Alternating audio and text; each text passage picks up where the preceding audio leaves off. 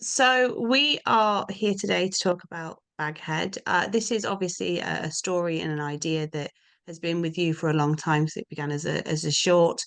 Did you always know that you wanted to make it feature length?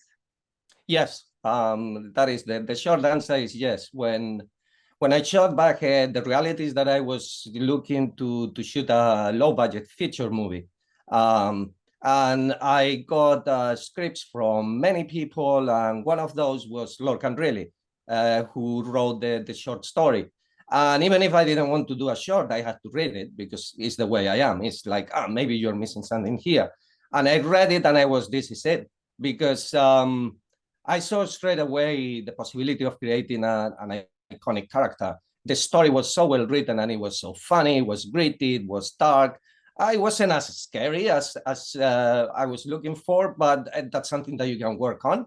And the moment I read the story, I think a couple of hours later, I was on the phone to Lorcan telling him, okay, we can do this, but I want to do a feature. It should be like a proof of concept for a feature movie. And to be honest, we shot it, we put it out, and it did so well that it took us by surprise how quickly everything started happening in terms of finding people interested in making a feature movie, and me getting representation and management and all of that. So yeah, the answer is yes. It was always the idea to make a feature out of it, but we didn't expect it to happen so swiftly, to be honest. I can imagine.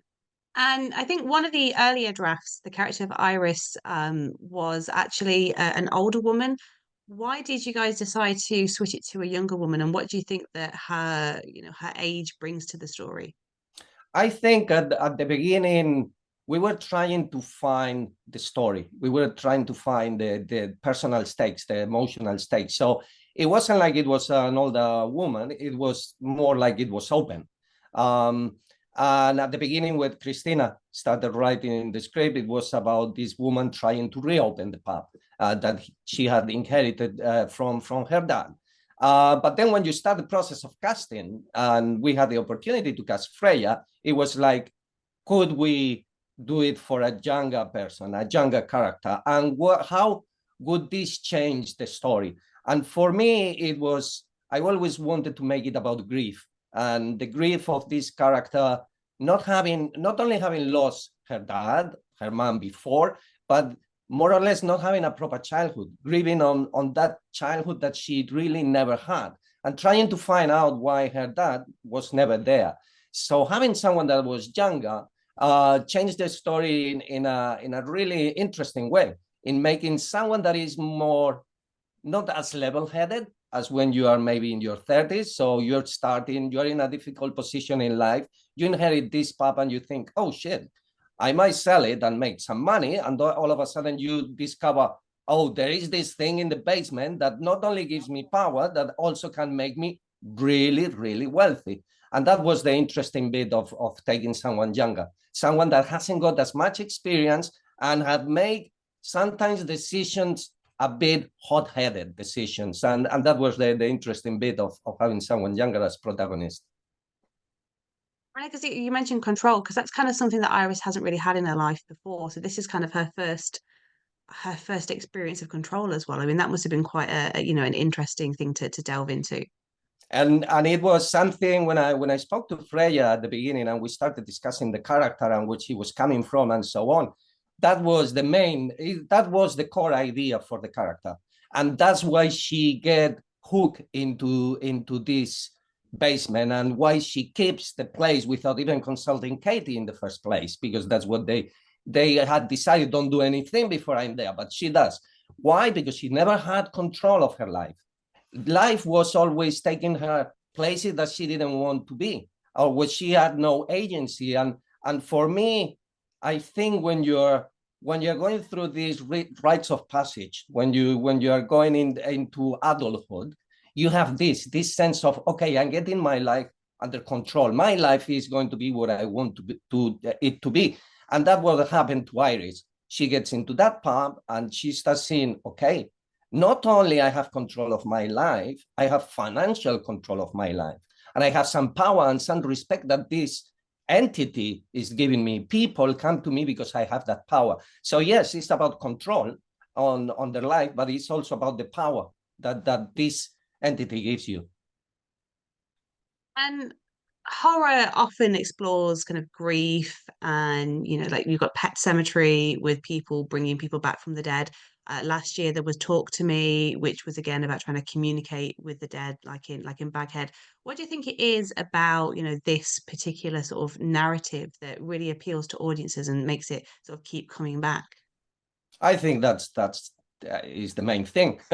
I think we don't know what happens once we are gone, and this being able to talk people who are already gone, that's the attraction. It's a two-level attraction. It's like you can finish off things that you didn't finish off. If you could talk to someone who passed away without telling them I love you, or without asking them why did you do that, like in the case of Iris, why were you not around when I was growing up? That is one of the important things. But the other thing is this reassurance of, okay, you might die, but that doesn't mean this is the end. So I think we're always attracted, and we're attracted in this kind of curious approach of, okay, there is something else after you die, but what? And how does it look like?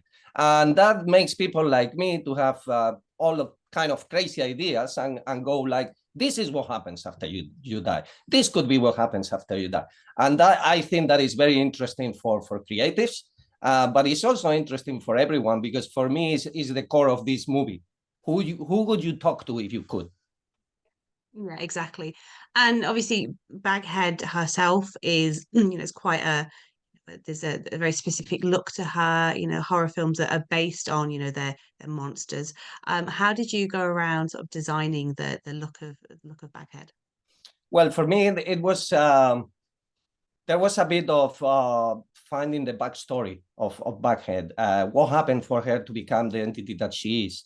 And for me, it was clear that she didn't have a nice transition from being a human being to being the entity that she is. So we wanted to show the pain and to show also how she was controlled by this, what we call the consortium, the people who found her after she was burned at the stake and she didn't die. So there were many things, but the most important thing that I spoke to Birga, who did the prosthetics for the witches, we had already something from the short that was almost there in terms of the looks that we wanted to have. We didn't want to have this typical witch with the long fingernails and crackling voice, and that. No, we wanted to have something that feels a bit more feral.